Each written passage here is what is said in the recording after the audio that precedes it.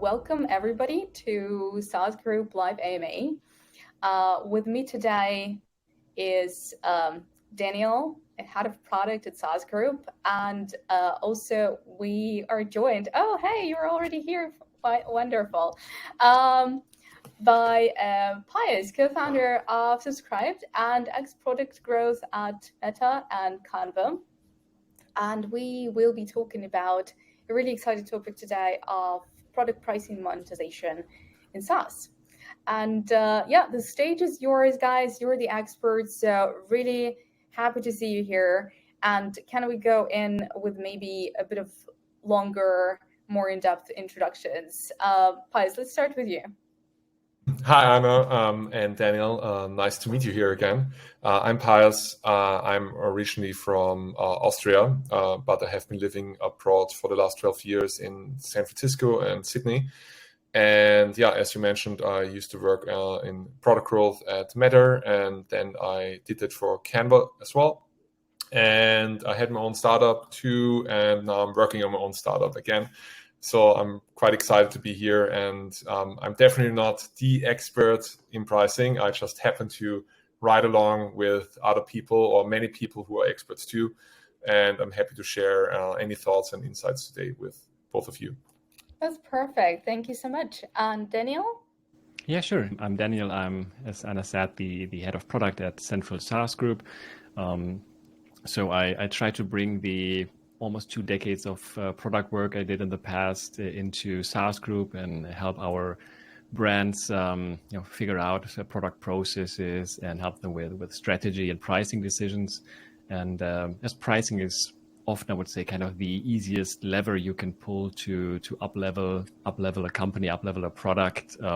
It's kind of my go-to solution for when we first interact with a brand, and happy to share a couple of things here as well. Okay, that's great. And like I said, happy to see you both here.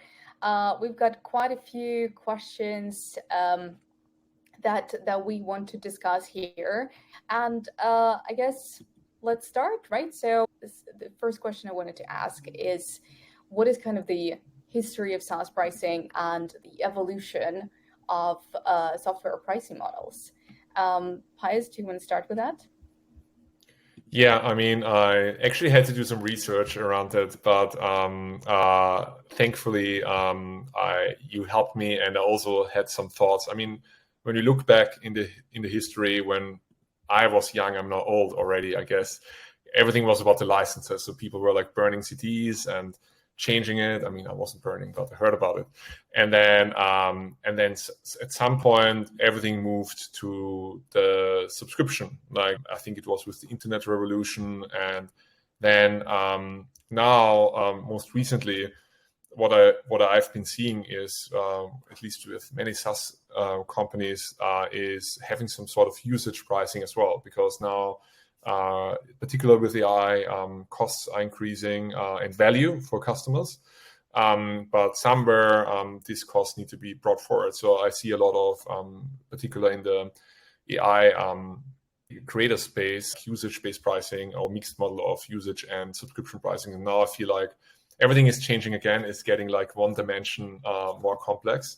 A lot of companies moving away from the poor seat-based pricing. But I don't know, I'm curious what your observations are about that, Anna and Daniel, too. Overall, I see that as well, or at least what I'm seeing is that pricing is becoming a competitive advantage and something to experiment on. So where in the past, companies kind of just jumped onto the standard model and kind of copied what competitors did, it's now about figuring out what's a more innovative way to price my product. I would say even in like 30 years ago, in enterprise contracts, there were contracts based on seats, contracts based on licenses, contracts based on usage and quotas and limits and stuff like that. So the mechanic is not new.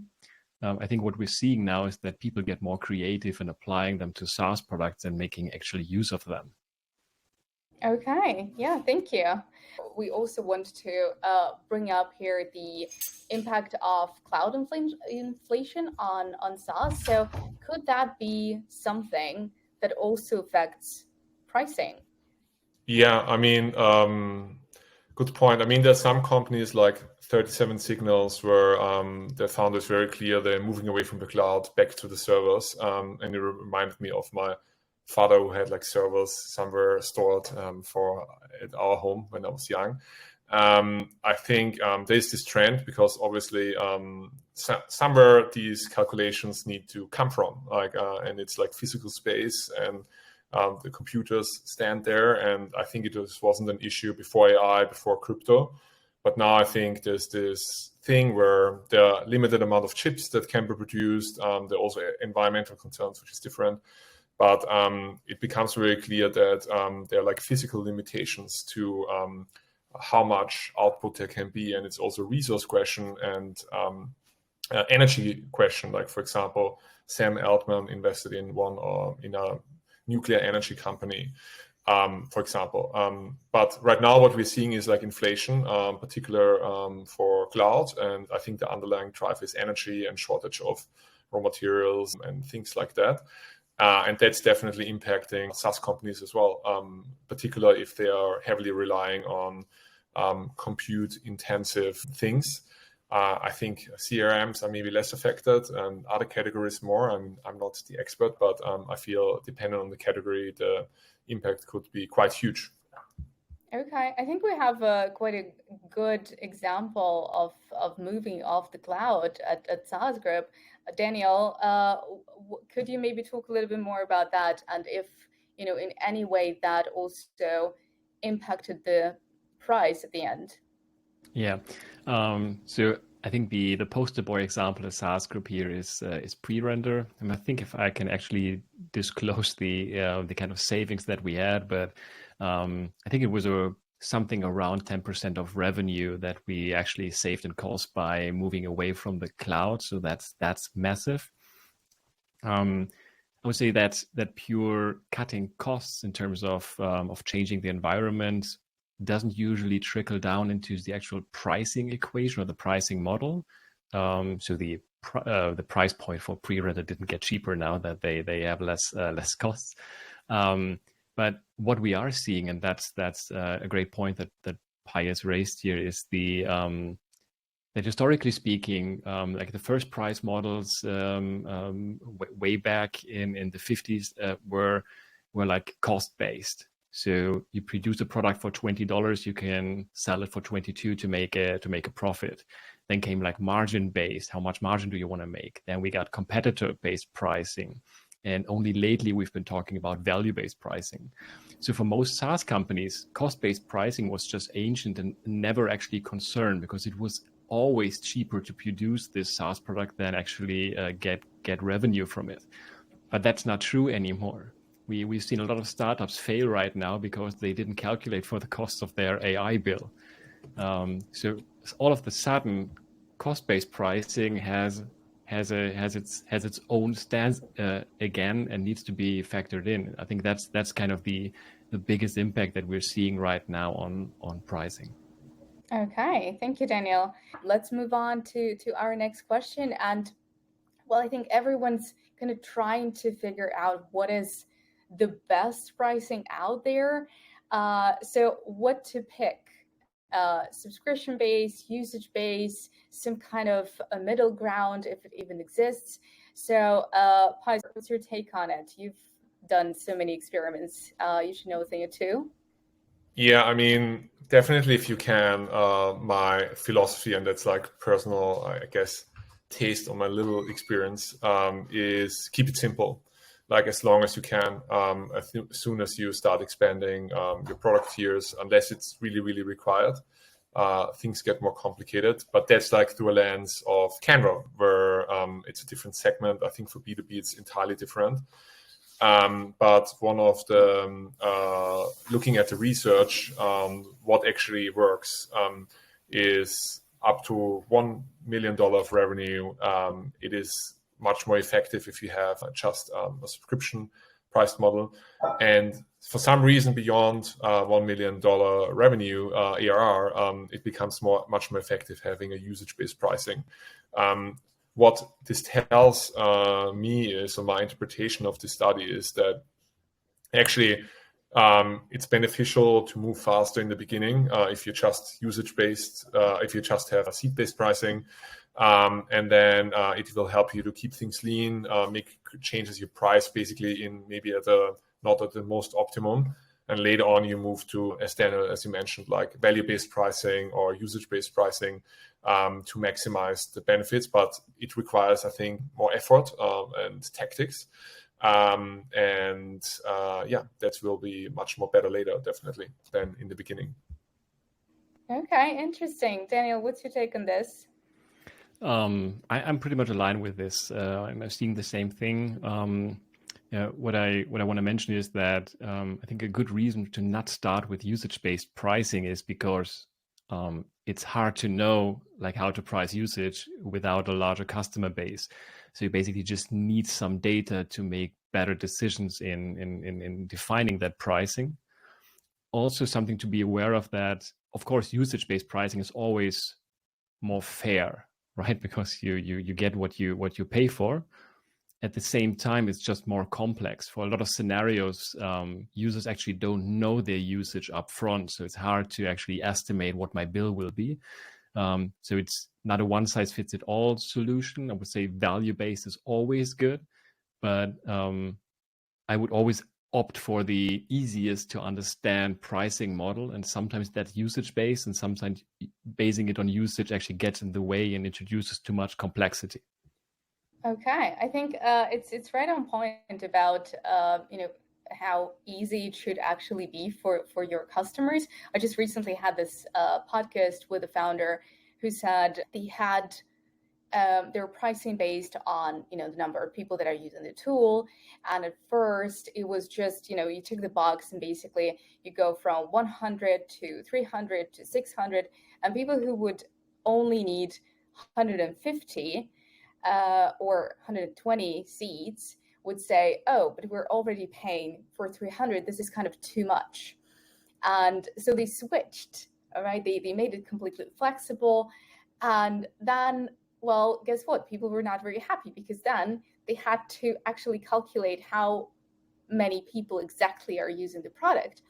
And that also added some complexity. And at the end of the day, they came back, they made it a bit easier to navigate, like more boxes to tick, but still they came back to this simpler model where people had to just choose their box.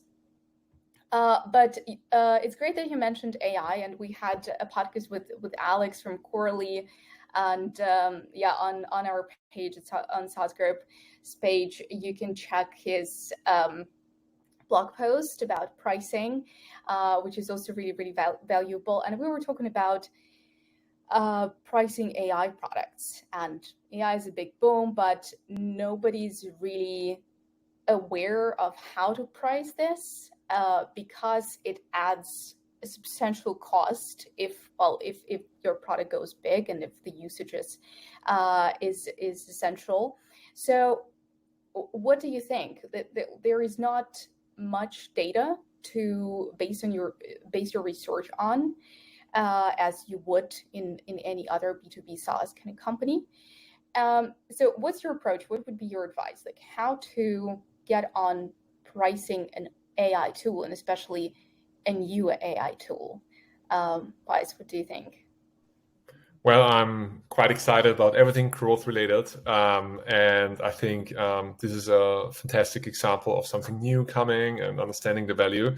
I mean, there's one approach is to just give away the feature for free or priced into the current paid plan, and just be okay with trying to understand the usage. It's like creating a new paid tier. Like, how do you know what feature is going to be used? And we see that already with Croc on Twitter or X, which is part of the paid plan. And I'm pretty sure if the product is used very heavily, then there will be some sort of pricing tier based off usage because it creates more value for customers. But I think most of the companies now have the approach of pricing it somewhat in if they can. If it's too intense in terms of cost, obviously they will start to go straight to usage-based or new pricing model. And to me, it reminds me very much, for some reason, as a marketer and growth person, on the pricing of email companies like Klaviyo or Omnisense. So I don't want to drop names, but I just the way they price based on send, and it's quite similar. So at Canva, one time I looked into the pricing with of background remover, which is kind of API based, and there are a lot of similarities that are now re-emerging, for me at least, on the tiered and this type of structure. But of course, like, start to price it in, see the usage, and then decide what you want to do with this product. And also, is it worth your time in a product? Like, how heavy do you need to promote this? Okay, thanks, Daniel. Not a lot to add. So I think it's there. Of course, you do some scenario calculations and try to think this through. But in the end, for me, it boils down to like two ways you can go. And I would say we all hope. I think it will go in that direction over the years, that AI costs will go down again, becoming more a commodity, models being more efficient and such. So the question is, do we wait now and jump on the bandwagon when AI gets more affordable?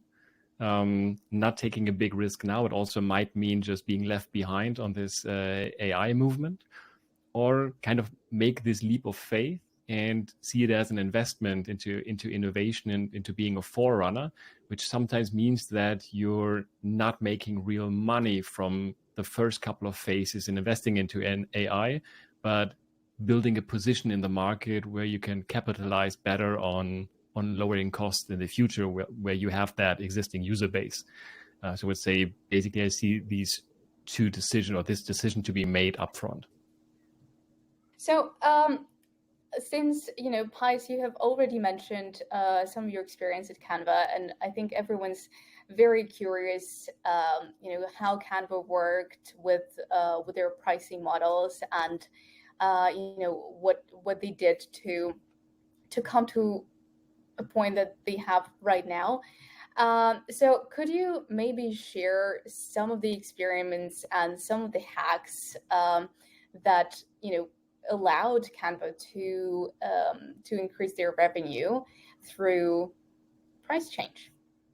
Yeah, obviously, as I mentioned in the beginning, I'm just one of many people who work at growth and Canva. I just did growth for a very long period of time, so I did this also at Meta. And one of the things I did at Canva was I injected some of my knowledge from Facebook, where I worked in growth, into Canva, because Canva is a design company. Like, why would you care about growth as a function really that much? I mean, obviously you need it, and Canva did very well at that. So I cannot disclose any details on what happened and specifically, but there are a few things that are kind of across my journey of overseeing more than 1,000 experiments at Canva and Facebook, like literally implementing it, seeing the results with engineering teams, that are very, very can be universal. And I promise, of any of your products in your portfolio, I can come in and I can find 2 opportunities that will make a difference. If not, I will pay them $500. And it's usually remove steps and always have one option. You see a screen, and then there are like 2 steps, and then there's like 3 options, 3 call to actions, and then the second small call to action button. It just impacts conversion rates. Everyone knows it, but it still happens. I don't know why. Increase upsells to yearly plans. Obviously, understanding the health metrics are important, but push out the yearly plans, get more value upfront and also in exchange, and then keep raising the prices year over year. So you reward the people who stay with you, potentially at the same price point if they stay longer. And the last one is, and that also works extremely well, make sure payment is also, or the paid option is also presented during onboarding. I've seen that firsthand with a company I helped with, who went from 300 or 400 to 800 ARR in 2 months when I helped them. And just doing the 3 things. There are other things as well, but it's basically always comes down to the 3 things what product growth managers do. It's kind of boring, but extremely effective. Daniel, what am I missing? Yeah, is there anything else, Daniel? I think a lot of really good things, and like overall, I got more questions to you than actually like insights from myself here, because I think like experimenting with pricing is a really difficult and hard topic to do. So I would say one thing is to experiment with price points. You can do this with discounts and see where you have a higher conversion rate and where the curves kind of match, but experimenting with actual pricing models. So, I know, do you use usage-based versus seat-based versus pricing tiers? Do you have 3 or 4 tiers? What feature to put into what tier? That's something that I think is super hard to quantify in an actual A/B test, because then you always have this zoo of custom plans in your user base, just for the sake of experimentation. So I was just wondering if you Yeah, have some insights 100%. there. Yeah, 100%. Sorry, I didn't help answer this question, so point taken. That makes sense. I think one realization I had coming from Facebook, where really everything is about growth and experimentation, at least during the time I was there from 2014 to 18. It was really the growth company, and a lot of things were experimented. Facebook didn't have any price points, even though I worked with small companies. We were selling ads and it was upselling and spend. So there's kind of a flaw or a blind spot in my knowledge. You're right. I think for testing prices, it can be really tricky, and it's more even some things in the product. That's also what I learned in Canva cannot be experimented. Like, how do you create a good design? It's like, yeah, you can make 20 variations on entry points, which I tried, and most of it doesn't make a difference. So I think it really comes down to user research, understanding competitive landscape, and then building conviction in the price you want to charge and going with it, because the complexity, as you mentioned, Daniel, is just too crazy, even for established companies. I think if you keep it simple, you and do a lot of research and have the best educated guess, you're much better off. Obviously, you can do things like regional pricing, so you can have comparable regions. That's one thing we did at Facebook. We would roll out certain features like marketplaces. That's what I worked on. We couldn't really test it, A/B test it, so we would have comparable cities to roll it out. But you're still not really having enough big enough sample size. So you're getting better information, but not the best information. It's quite complicated to do. So yeah, just build up conviction and go with it. That's also like some of the things I'm doing now in my own startup, like just figure out what to do, because A/B testing is quite expensive, especially if you're early on in the journey.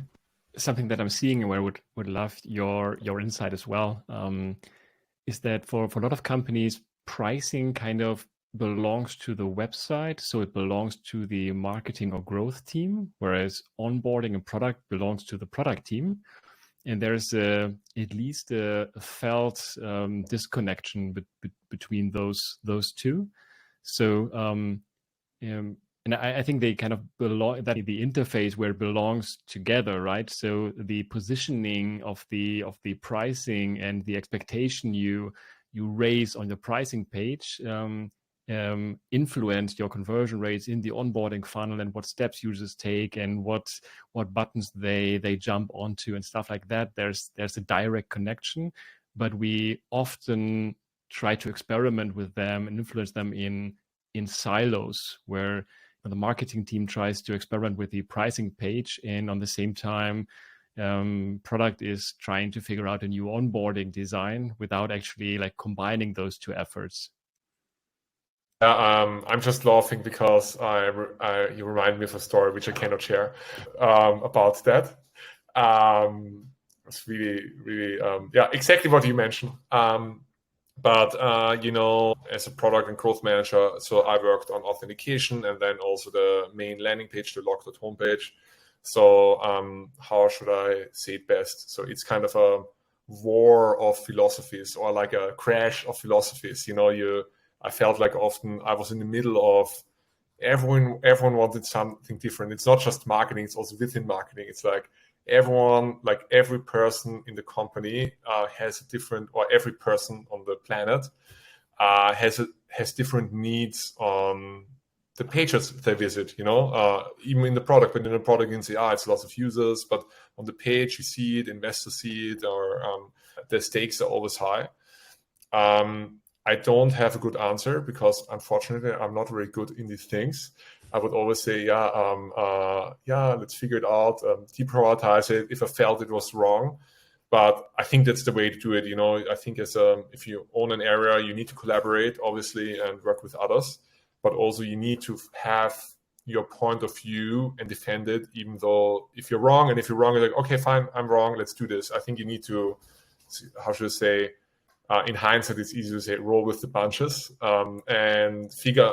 Ultimately, no one in the company wants to shrink it. It's like a shrinkage manager. Everyone is responsible for growth, and just having also trust in the people. But when you're in the weeds of it, it's sometimes frustrating or hard. But ultimately, understand a different perspective, try to influence it. But I guess don't spend too much time on it. And I think it always helps, in particular in a company like Canon, which has great leaders and who are involved in understand the product very well. Like ultimately, such decisions need to be also driven by leadership. Like, okay, we're making this pricing change. What is the information? And then aligning everyone. And Canon did a good job on that always.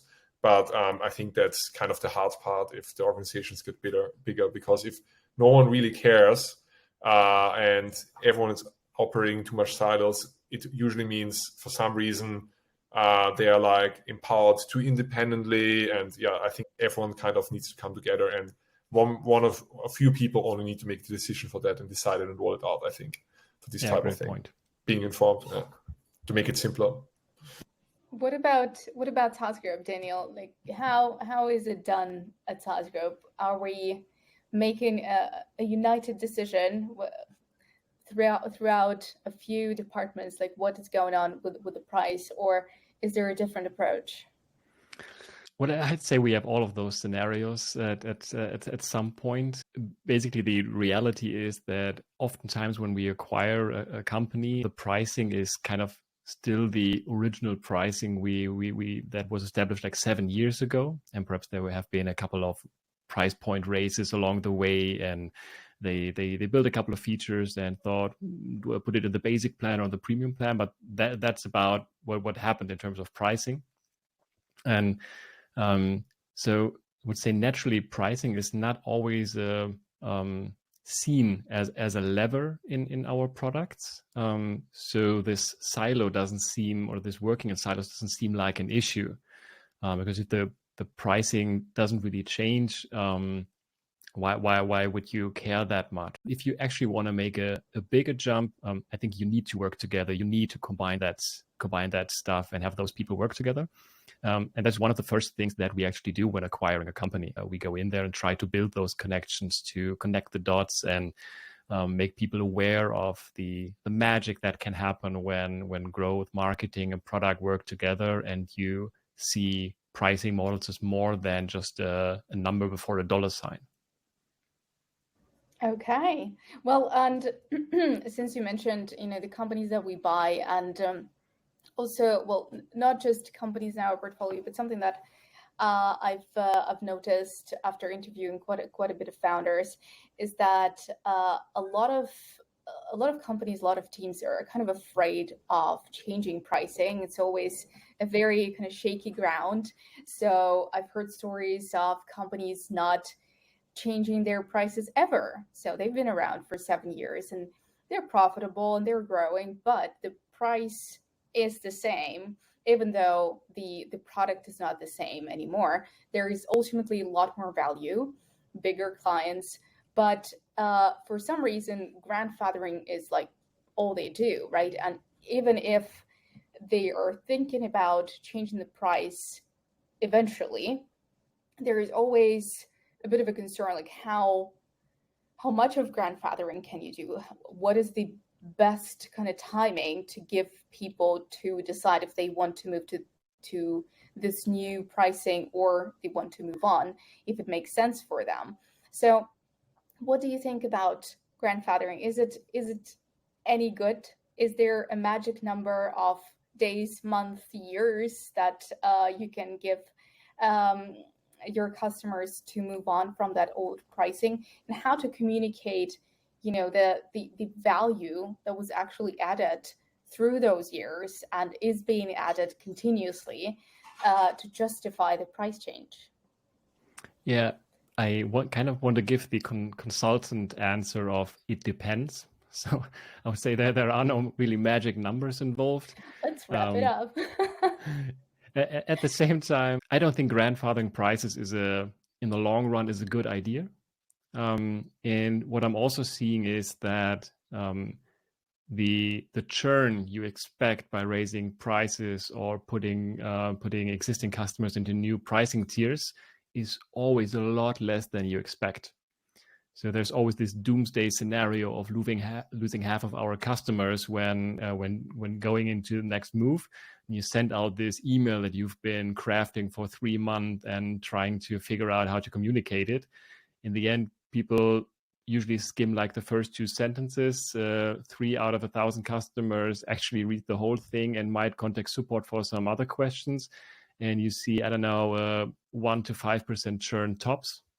So that was my experience here, that it's actually not worth the sleepless nights to think about this, and just just do it. And the impact of having uniform pricing plans and not grandfathering, no custom plans, and everyone kind of on the same stage in your user base is amazing.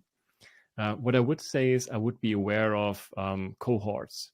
So for example, if someone, similar when moving from a license to subscription, when someone just bought a license like 4 weeks ago and now you move them to a subscription, that's an issue. You need to deal with those people and find a way that's fair.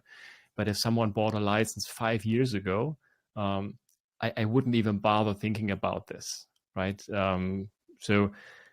Also, I personally wouldn't advise into doing like a super long communication trail and trying to write that email with 20 pages of explanation on what you did so great in the past and why you desperately need to improve prices to feed your employees and stuff like that.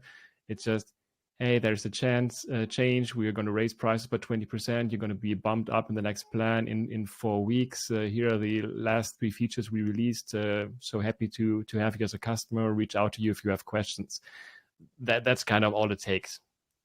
Okay, pricing change, just do it. That's going to be the name of this episode. Pius, what do you think about grandfathering and communicating the change? That's an interesting one. I remember from the outset when Canva introduced Teams and Enterprise, I don't know, like when I was there a few years ago. It is like that, like everyone is like, I don't know how to say it. Everyone is fucking around. And then at some point, like, okay, let's do something. And they decide. It's like, I think it's like, probably I love to do that before, Daniel, like bringing everyone together, I think often is that people think they avoid the conversation. I think now it's like, I wish sometimes looking back, it would be like the election of the Pope, where you put everyone in a room and then they can only get out once the decision is made. I think otherwise they cannot get out, like no food, I mean maybe food and water. I think it comes down also to a time constraint. If there's no deadline and no time constraint, I think things often don't get done because you think, you do it whenever. And I think it's not really clear when the decisions need to be made. But yeah, I'm 100% aligned with you. I think get the best information you can and then just make the decision. I'm very surprised by the numbers of 1 to 5%. So that's really new and good insights for me. That's good to know for my own SaaS product in the future too. So thanks for sharing that. Getting the value out there. That's great. So we actually have a question here in the chat. Should you not offer both usage-based pricing and subscription services early to get this customers who are not ready to make a commitment? It wasn't okay. Did you get the question? And what do you think about it? Okay, Pius, let's start with you then. It's a good question. I mean, I think that's why many SaaS companies offer free plans as well. I think to do exactly that, to allow with lower commitments, and even some SaaS companies would allow you to have some of the usage for free.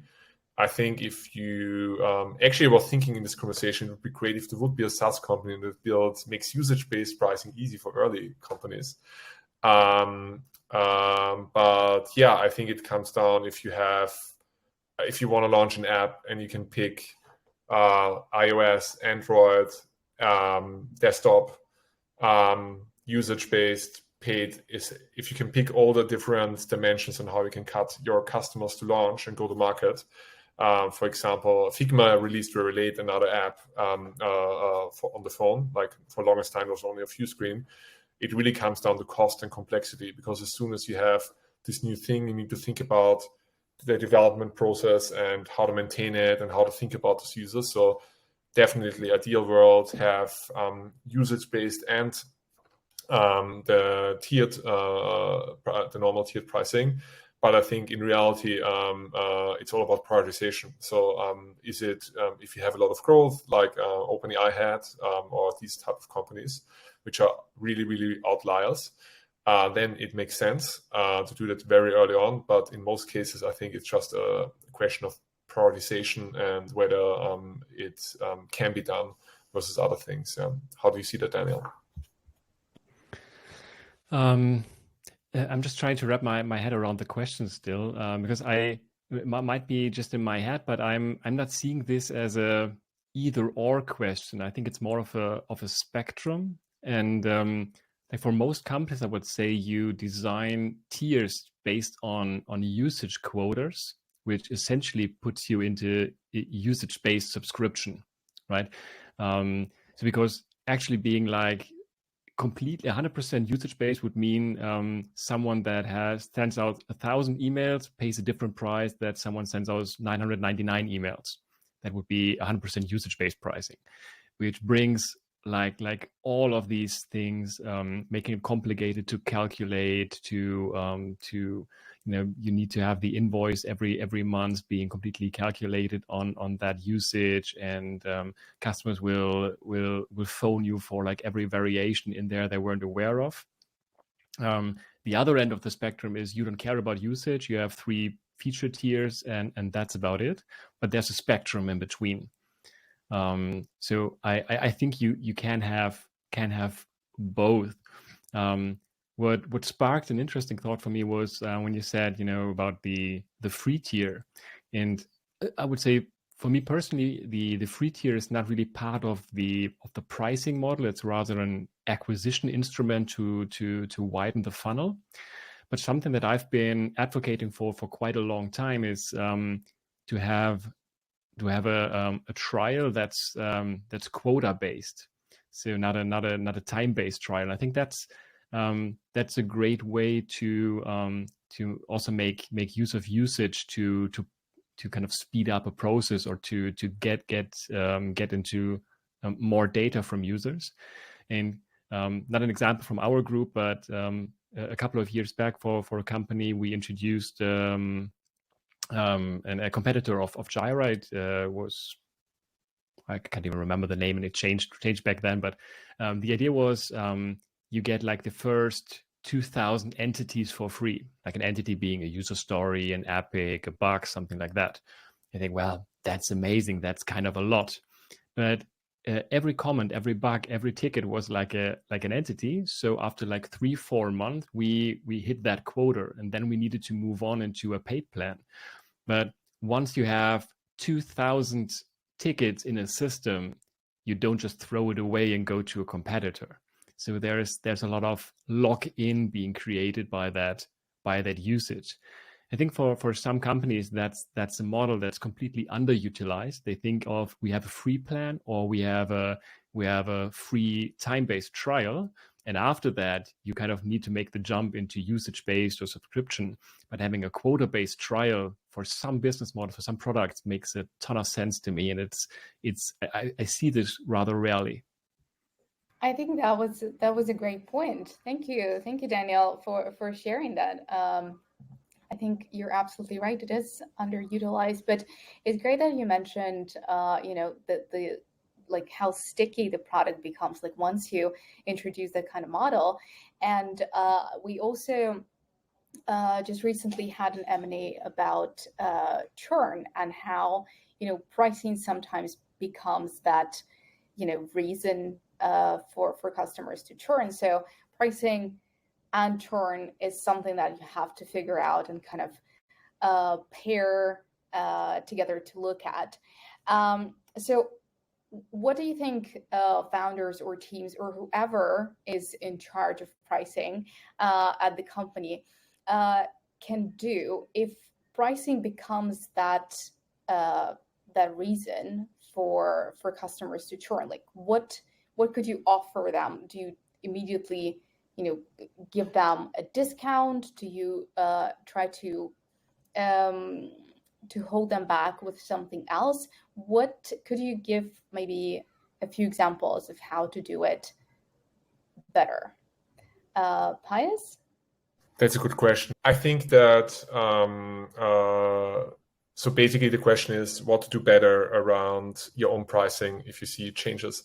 The reality is if you assume that your LTV is $2,000 and you spend now $1,000 to acquire a customer today, cohorts change, the market changes, competitors change, technology changes already in 6 months. So I think understand your own value proposition, introspect is very important, but also having a sense on where the market is moving, what are competitors doing, what happened in the competitive landscape. I think especially, and I saw it from my own previous startup, it was very different. So we created like, it was a fast moving consumer good. We created custom printed designs. 2018 before generative AI, and we sold 80,000 to 80,000 customers in the US. And the first 2 years or year and a half were like amazing. Our pricing was there and nothing changed. And then for some reason, everything became hard and we didn't know why. And we just realized there's now 20 competitors. They're all offering cheaper prices. So we actually had to drop the prices. But before we did that, I think what tools, if you look at the really, really great companies like Salesforce or Salesforce, for example, it's a great example. I think they overtook SAP, or like they grew like incredible fast. They always focus on value creation and doing more and better things for customers. So they have like ingrained in their DNA, figuring out how to always want more of the tool. And I think not every company can be like Salesforce, but I think discounting should be the very last resort. So it's almost like, I think it was for me almost like a no option for my own business previously, because it also derails the brand value. However, now I think maybe I'm very curious what is going to happen. That's where Subscribe, my new startup, will help in the next 10 years with all this AI enabling SaaS companies being able to potentially build much cheaper, if it actually really plays out that way, that these companies come and steal customers. I doubt it, because I think there's like brand value, there are customer connections and things like that need to be fostered, and now probably more than ever. But probably first step is look at your competitor pricing, and second step, see what you're missing, what features they have that are really, really awesome that you oversaw. Understand why they launched it, see if it makes sense for your product too. And then really last resort, drop the prices. Okay. Daniel, what's your opinion on that? Completely agree here. I think in any case, the first step is to figure out if that churn you're seeing is actually based on pricing, on your pricing, and also figure out if that is a concern. Like, not if you have a super low churn, not every customer churning is actually a reason to worry, and it's at times it like, yeah, so be it. We got bigger problems. But in essence, pricing is just a different way of saying what's the value exchange that we do. So we give the customer a value and they're paying us for it. And if it becomes a reason for the customer to churn, it just means that either for the value they're overpaying, or they're feeling they're overpaying, or for the same price the value doesn't fit anymore. So there's an imbalance in value and pricing. That's another way of phrasing it's too expensive. So my first go-to would be can we increase the value? Sometimes it's just pretty much what Pius said, look into the competition and figuring out how can we make this more balanced again. Second way for me would be to look into repositioning, because sometimes it's just a matter of framing your product differently, of marketing it differently, where suddenly the perception of value increases, so the balance is restored. And if both fail, yeah, I would go into experimenting with discounts and lowering the prices. But at that point, I would say you're a bit more into crisis mode, because you don't have the position in the market anymore. You don't have the value in the market anymore to hold your subscription rates at that point. So if you need to drop prices to be compatible, there's a high chance that you're moving too slow, that your velocity isn't high enough, and that if you keep doing that, you will drop prices again and again, and your competitors will just rush by you. So going into price reduction would not be my first go-to strategy here. Okay, wonderful. I think we have just one question, time for one question. So you keep talking about the way companies and teams should be looking at competitor pricing and analyzing it. So what could be the best ways, the best methods to conduct market research and analyze competitor pricing? Daniel, let's start with you this time. Yeah, I was hoping you said that, because I just want to do more of an anecdotal thing. A couple of years back, I read that the average software company spends like 7 hours thinking about their pricing, and that's not like per quarter or per year, but in total in the lifespan of the product.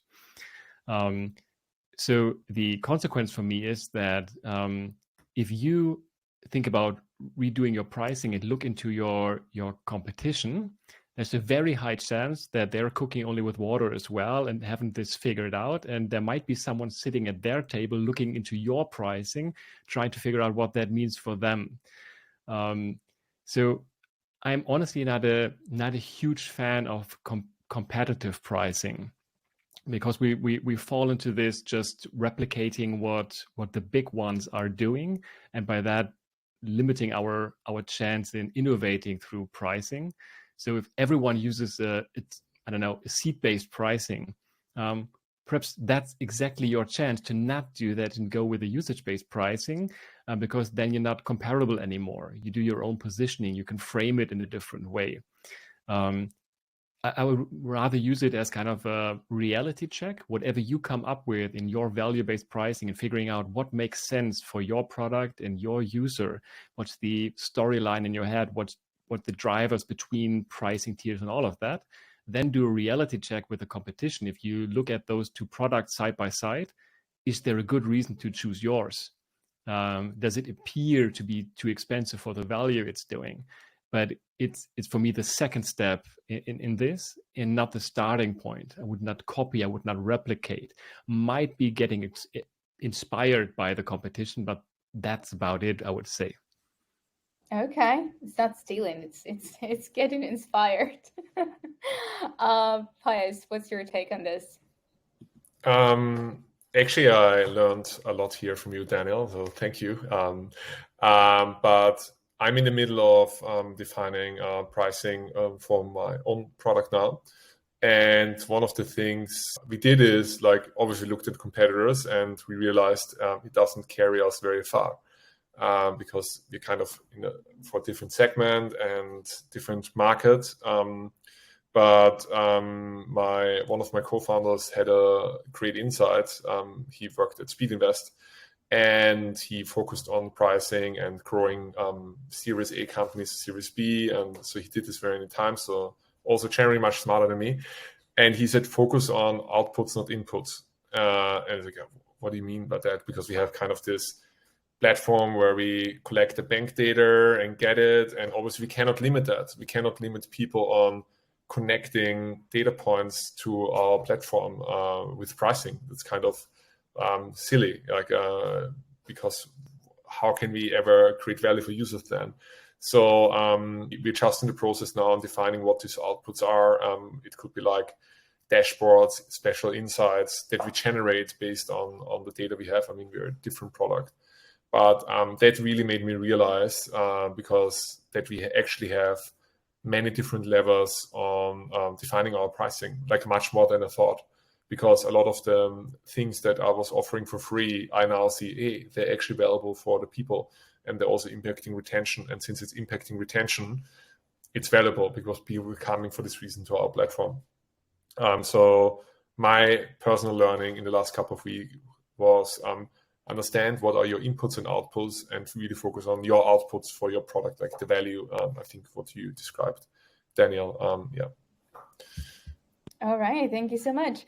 Okay, and the last question is for me, my favorite one. I always ask it. Sorry, guys. So, what's the one little quick hack that helps you, move the needle? Maybe just tips you off on, the better pricing, the more correct pricing when you're trying to figure it out. If you can share it, that would be great. Daniel, are you in the thought process? Or now you're putting me on the ready? spot. I think there's so many things to do, but I think the thing you touched upon with grandfathering prices is kind of a good one. So if you haven't increased prices in the past year, do it now. Just increase it by 5 to 10% and get rid of grandfathering. That will probably have like a huge impact on your bottom line and make your user base more coherent. That's kind of a no-brainer for me. And after that, start experimenting with figuring out what are the value drivers, what's the reason to move between those pricing plans, and try to see it as a journey and as a story behind this, and not a feature list with a price tag. Okay, that's a great one. Pius, what's your hack? I mean, I agree with you, Daniel. I think right now, I shouldn't say that, but when you look at the market, everyone increased prices 10 to 20% in the last year. So if you haven't done it, do it. And if your product is around for longer than that. But yeah, don't be scared of increasing the prices. And if you haven't done it, do it, especially now, because people are used now to higher prices, and I think it's okay. And the other point is that SaaS costs are usually a small fraction of overall cost of the companies. So I think be sure that the value create is really, really higher. So maybe make some assumptions on calculations and how much labor do you actually save this company. Is like, I think if you actually bring this into productivity gains, maybe you're charging like 10 times to less. I mean, less, no, you don't. But I think just consider the upsides for the businesses that they have with your product, and be proud and bold about it, and move forward with the price also you want to charge this fair, and experiment with higher and more value-added features. I mean, Tinder, for example, did that. They had this new price point of $500 a month. I think that we're seeing like things now on the consumer side that going in this direction. So definitely it also happens on the enterprise side. But yeah, I think just experiment also with crazy ideas in terms of pricing and value creation that don't exist, and get learnings from your customers. Based on that, I think I can actually throw in one magic number here. So when you think about pricing something new or a new product feature, Pius, you said it. You think about what's the impact on the customer, and kind of the magic number is to start your pricing is something like 10% of that value. So if they save $10,000 a month on this, it's a starting point to charge them for $1,000. Of course, then you look into competition, into all of the other stuff and positioning and branding. But just to give you a starting point for the discussion, I would go in with like 10% of the value you create. So just as a rule of thumb. Love that. Yeah, thank you. Yeah, that was a great way, a great hack and a great way to finish this this session. Thank you, Daniel. So yeah, as far as I learned, pricing is all about experimentations and just doing it when you see fit and when you see there is a value add for your customers, and you can communicate this this value transparently and openly to them. So thanks so much for sharing all the insights and all the hacks. I think we've all learned a lot here. We had a great great audience here today, so thank you for listening, and thank you guys for doing this. I'll be happy to do it again sometime. Yeah, thanks for hosting Thank it, you. and thanks, Pius, for being part of it. Thank you, Daniel and Anna, for organizing it. This was great. Bye-bye. Absolutely. Thank you so much for doing this, and take care.